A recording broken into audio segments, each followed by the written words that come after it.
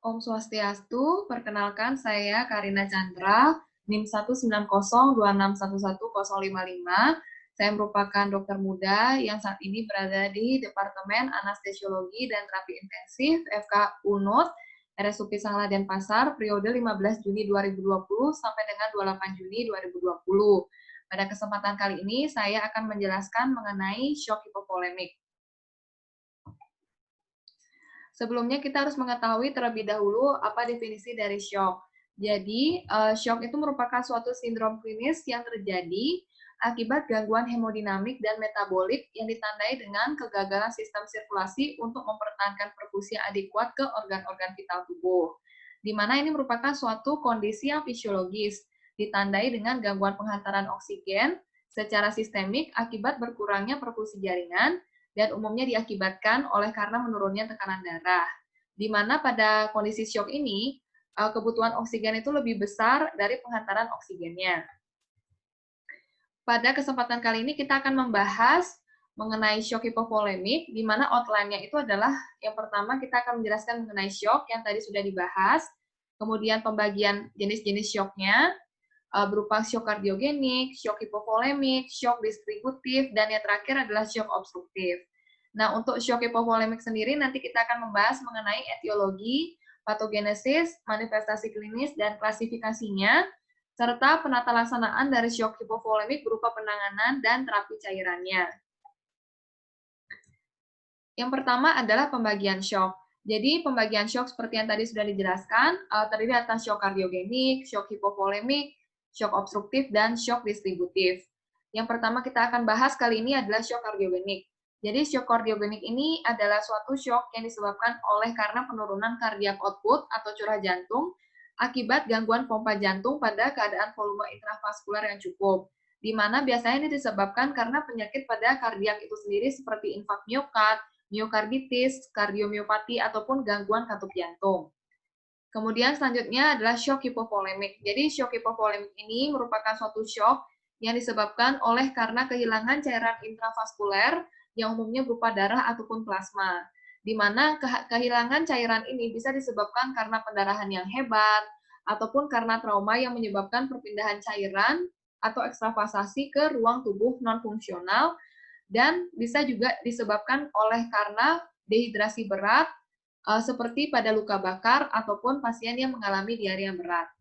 Nah, selanjutnya adalah yang ketiga, shock distributif. Jadi, shock distributif ini merupakan suatu shock yang disebabkan oleh gangguan aliran darah yang ditandai oleh vasodilatasi sistemik, sehingga mengakibatkan penurunan aliran darah ke organ-organ yang vital. Biasanya shock distributif ini meliputi shock septik, shock anafilaktik, dan shock neurogenik.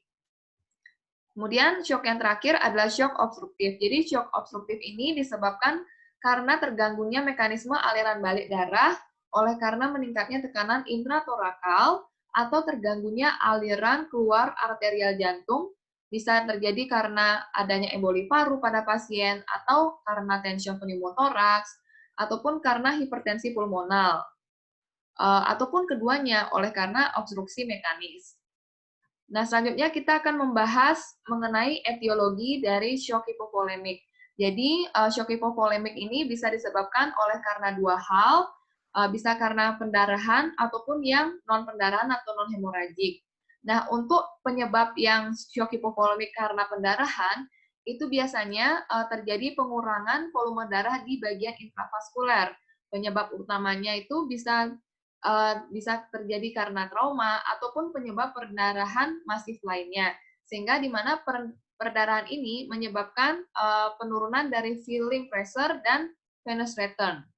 Kemudian untuk penyebab selanjutnya yaitu berupa non-hemoragik. Jadi untuk penyebab shock hipovolemik yang non-hemoragik merupakan suatu penyebab dari shock hipovolemik akibat hilangnya cairan atau plasma pada interstisial ataupun intravaskuler.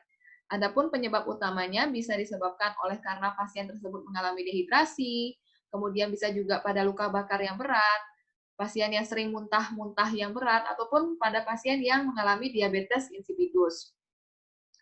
Nah, adapun pada pasien yang shock itu tubuhnya itu akan mengalami kompensasi berupa nadi yang makin lama makin meningkat menjadi lebih cepat, kemudian kerja jantung juga dipacu menjadi meningkat, terjadinya vasokonstriksi, dan pergeseran cairan intersisial ke intravaskuler, serta peningkatan aktivitas dari eritropoietin.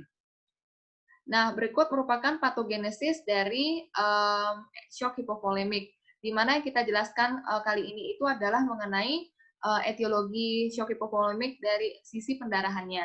Jadi, pada shock hipovolemik oleh karena perdarahan atau hemoragik, misalnya disebabkan karena suatu trauma, trauma ini akan menyebabkan hemorrhage atau pendarahan, di mana pendarahan ini akan menyebabkan penurunan dari intravaskular volume atau volume intravaskular, di mana penurunan dari intravaskular volume ini menyebabkan loss of circulating blood volume.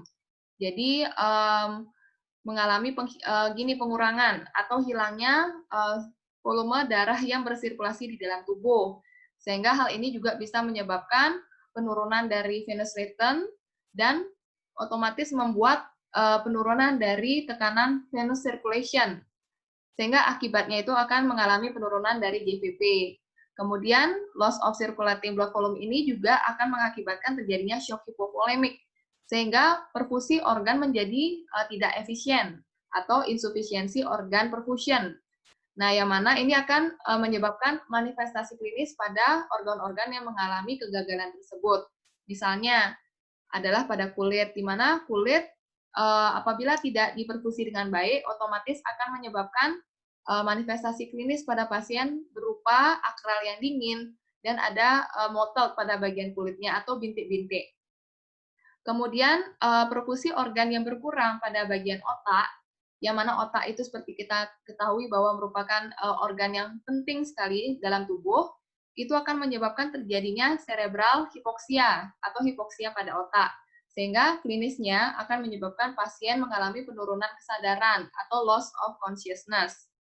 Kemudian apabila dia mengenai jantung, maka akan menyebabkan penurunan dari tekanan darah, sehingga tubuh akan mengkompensasi dengan meningkatkan heart rate atau meningkatkan denyut jantungnya, meningkatkan denyut nadi, sehingga pasien mengalami takikardi. Kemudian untuk bagian ginjal, apabila terjadi suatu insufisiensi pada perfusi ginjal, itu menyebabkan renal iskemik, jadi iskemik pada bagian ginjalnya, sehingga menyebabkan renal failure. Ataupun penurunan dari perfusi ke ginjal, itu juga menyebabkan penurunan dari GFR, sehingga pasiennya mengalami oligouri atau renal failure. Untuk body tissue atau jaringan tubuh yang lainnya akan menyebabkan terjadinya penumpukan dari asam laktat, sehingga akhirnya pasien akan mengalami lactic acidosis. Selanjutnya kita bahas mengenai klasifikasi dari shock hipovolemik. Nah, adapun klasifikasi shock hipovolemik ini dibagi menjadi beberapa kelas. Ada kelas 1, kelas 2, kelas 3, kelas 4. Untuk kelas 1 ini apabila kehilangan darah pada pasien itu kurang dari 750 ml atau sekitar kurang dari 15% EBV. Nah, dengan denyut nadi kurang dari 100 kali per menit, tekanan darahnya masih normal, nadi pasien masih normal atau mengalami peningkatan, kemudian frekuensi nafasnya 14-20 kali per menit, dan produksi urin masih di atas 30 ml per jam. Status mental pasien akan terlihat sedikit cemas. Kemudian untuk klasifikasi kelas 2, shock hipovolemik, apabila pasien kehilangan darah 750 sampai dengan 1.500 ml atau 15-30% EBV, di mana nadinya ini mengalami peningkatan menjadi di atas 100 kali per menit dan tekanan darahnya masih normal, sedangkan nadinya mengalami penurunan. Frekuensi nafas meningkat jadi 20 sampai dengan 30 kali per menit dan produksi urin menurun menjadi 20 sampai 30 ml per jam. Status mentalnya pasien di sini akan tampak agak cemas. Kemudian untuk klasifikasi kelas 3, shock hipovolemik apabila pasien mengalami kehilangan darah sekitar 1.500 sampai dengan 2.000 ml atau sekitar 30 sampai 40% EBV. Nah, dengan denyut nadi di atas 120 kali per menit, tekanan darahnya sudah mengalami penurunan, nadinya menurun, dan frekuensi nafasnya meningkat menjadi 30 sampai dengan 35 kali per menit. dan produksi urinnya mengalami penurunan sampai 5 atau 15 ml per jam. Status mental yang ditampakkan pada pasien ini adalah cemas dan bingung. Kemudian untuk klasifikasi kelas 4, shock hipovolemik itu apabila pasien mengalami kehilangan darah di atas 2000 ml atau sekitar di atas 40% EBV dengan denyut nadi yang sudah mengalami peningkatan sampai di atas 140 kali per menit, tekanan darahnya akan terus menurun, nadinya juga menurun, dan nafasnya mengalami peningkatan sampai di atas 35 kali per menit. Untuk produksi urin sudah sangat sedikit dan status mental yang ditampakkan oleh pasien adalah bingung dan tampak letargi.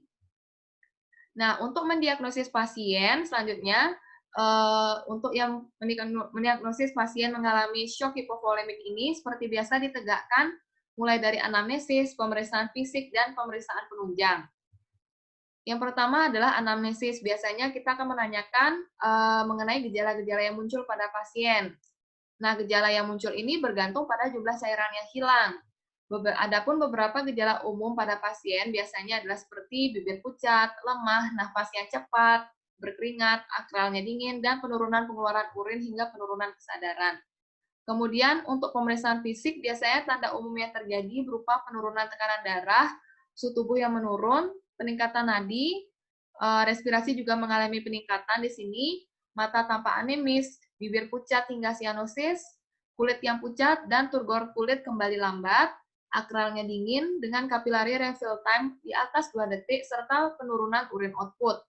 Kemudian untuk pemeriksaan penunjang bisa dilakukan pemeriksaan darah lengkap, elektrolit, faal hemostasis, AGD, urinalisis, tes kehamilan, USG, maupun X-ray ataupun CT scan. Di sini kita rangkum untuk mendiagnosis shock hipovolemik. Ini bisa kita tanyakan mengenai apakah dia ada riwayat trauma atau riwayat operasi pada pasien. Kemudian dari pemeriksaan fisiknya, tekanan darahnya biasanya akan ditemukan rendah. Kemudian suhu tubuhnya juga rendah, terutama di bagian perifer atau akral. Dengan adanya takikardi di atas 100 kali per menit ataupun bradikardi kurang dari 60 kali per menit, disertai dengan takipnu. Kemudian pada pemeriksaan kandungan Hb-nya kurang, yaitu kurang dari 6 gram per desiliter, dan disertai dengan gangguan kesadaran. Nah, untuk pemeriksaan penunjang berupa complete blood count atau CBC-nya, akan ditemukan penurunan dari hemoglobin, hematokrit, dan platelet. Kemudian pemeriksaan BUN-nya akan mengalami peningkatan karena adanya disfungsi ginjal. Kemudian kadar elektrolit dalam serumnya mengalami abnormalitas, dengan produksi urin kurang dari 400 ml per hari, dan pemeriksaan AGD-nya biasanya akan ditemukan asidosis metabolik, dan tes koagulasi akan mengalami pemanjangan PT dan APTT. Nah, untuk penata laksanaan shock hipovolemik ini yang utama adalah kita menghentikan pendarahan dan mengganti cairan yang hilang.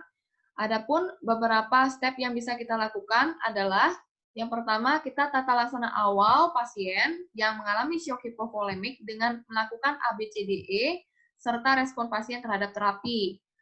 ABCDE itu adalah kepanjangan dari kalau A-nya adalah amankan jalan nafas, B-nya pertahankan oksigen di atas 95%, C-nya kontrol pendarahan, akses intravena, dan menilai perfusi jaringan, D-nya adalah menilai tingkat kesadaran pasien, pergerakan mata, dan respon pupil, serta fungsi motorik dan sensorik pasien, dan E-nya exposure, periksa lengkap cedera lain yang kemungkinan mengancam jiwa pasien. Nah, pada tahap awal ini bisa juga kita melakukan pemasangan kateter urin untuk melihat produksi urin. Selanjutnya, setelah kita amankan ABCD itu, kita lakukan pemasangan akses intravena dan lakukan resusitasi cairan. Nah, cairan resusitasi awal biasanya adalah merupakan cairan isotonik ringer laktat. Kalau dewasa pasiennya maka diberikan sekitar 1-2 liter, lalu kita pantau tanda vital dan status hemodinamiknya. Nah, bila terdapat kehilangan darah dalam jumlah yang besar, biasanya pada klasifikasi shock hipovolemik kelas 3 ataupun kelas 4, bisa kita berikan transfusi darah. Nah, bila penyebab shock yang kita curigai itu akibat perdarahan, kita harus menemukan terlebih dahulu sumber perdarahannya di mana, dan kemudian hentikan perdarahannya. Kemudian selanjutnya kita akan mengevaluasi respon terapi berupa tekanan darahnya, kemudian denyut jantungnya, dan produksi urinnya. Nah, Yang ini kita perlu melakukan penekanan di sini adalah bahwa pada pasien yang mengalami shock hipovolemik itu mengalami penurunan dalam volume intravaskulernya, di mana yang kita tahu bahwa intravaskuler itu terdapat darah yang akan membawakan pasokan oksigen ke seluruh organ-organ vital tubuh. Sehingga di sini penanganan kita adalah meningkatkan pasokan oksigen, kemudian meningkatkan hantaran oksigennya, dan yang terakhir adalah terapi suportif bila diperlukan. Nah, untuk meningkatkan pasokan oksigen, kita harus memberikan oksigen untuk mengatasi hipoksia jaringannya. Kemudian selanjutnya kita meningkatkan atau mengoptimalkan volume darah dengan menghentikan perdarahan, menterapi cairannya atau transfusi, memacu kontraktilitas otot jantung ataupun memanipulasi pembuluh darah dengan vasoaktif. Kemudian yang terakhir kita akan melakukan terapi suportif berupa misalnya kalau pasien itu ada asidosis, kita koreksi asidosisnya dan gangguan keseimbangan elektrolit. Kemudian juga kita bisa berikan antibiotika untuk mencegah sepsis. Nah, untuk pemilihan terapi cairannya, ini ada dua, yaitu cairan resusitasi dan cairan rumatan. Untuk cairan resusitasi ini indikasinya adalah apabila tujuan kita adalah untuk mengganti kehilangan yang bersifat akut, seperti apabila pada pasien itu ada shock, atau ada dehidrasi, ataupun shock hipovolemik ini. Nah, cairan resusitasi yang bisa kita berikan berupa cairan kristaloid ataupun cairan koloid. Kemudian untuk cairan rumatan ini tujuannya adalah untuk memasok kebutuhan harian. Adapun contoh yang bisa kita berikan dari cairan rumatan itu ini berupa air, elektrolit, dan nutrisi. Nah, untuk cairan kristaloid sendiri, ini merupakan cairan yang berisi partikel dengan berat molekul yang kecil, sekitar kurang dari 30.000 Dalton, dan mudah menembus dinding pembuluh darah, sehingga cairan kristaloid inilah yang menjadi pilihan pertama dalam penanganan dari shock hipovolemik. Adapun contohnya dari cairan kristaloid ini, kita bisa mempergunakan cairan NaCl 0,9% atau ringer laktat. Sedangkan untuk cairan koloid ini, karena dia berisi partikel yang berat molekulnya lebih besar, dia tidak bisa menembus dinding pembuluh darah dengan mudah. Contohnya adalah seperti albumin atau dextran. Berikut ini merupakan keuntungan dan kerugian masing-masing cairan kristaloid maupun koloid. Untuk kristaloid, itu keuntungannya adalah komposisi elektrolitnya dia seimbang, tidak ada resiko alergi, tidak mempengaruhi hemostasis, dia mengakibatkan terjadinya diuresis, dan harganya murah. Sedangkan kerugian dari kristaloid ini adalah dia perlu diberikan 3-4 kali dari jumlah perdarahan. Kemudian dia juga kerugiannya dia bisa menyebabkan udem, terutama udem paru pada pasien apabila terlalu banyak, menyebabkan hipotermia, dan dia lama kerjanya lama kurang lebih 90 menit. Cairan NaCl 0,9% ini juga bisa menyebabkan asidosis hiperkloremia. Sedangkan untuk cairan koloid, dia juga memiliki keuntungan dan kerugian. Untuk keuntungan dari koloid ini, dia tetap berada dalam volume intravaskular karena dia berat molekulnya besar. Kemudian kebutuhan yang diperlukan itu sama dengan jumlah darah yang hilang, resiko udemnya lebih minimal dibandingkan yang kristaloid, dan dia dapat meningkatkan aliran darah mikrovaskular. Sedangkan untuk kerugian koloid ini adalah dia bisa menyebabkan kelebihan beban cairan, bisa mengganggu hemostasis, dan mempengaruhi fungsi ginjal. Serta dia bisa menyebabkan reaksi anafilaktoid, tidak seperti kristaloid, dan harganya mahal. Nah, berikut merupakan contoh gambar dari cairan kristaloid dan cairan koloid, di mana cairan kristaloid ini contohnya adalah ringer laktat dan NaCl 0,9%. Kemudian untuk cairan koloidnya yang tampak pada gambar adalah albumin 20%. Nah, untuk prognosis pasien dengan shock hipovolemik ini tergantung dari beberapa hal seperti banyaknya darah yang hilang, kemudian kecepatan penggantian cairan tubuh, kondisi kesehatan dari pasien itu, dan penyakit atau luka yang menyebabkan perdarahan tersebut. Sekian presentasi mengenai shock hipovolemik. Semoga ilmu yang saya sampaikan ini bisa bermanfaat ke depannya. Saya minta maaf apabila ada yang salah ataupun ada yang kurang, mohon dikoreksi. Terima kasih atas perhatiannya.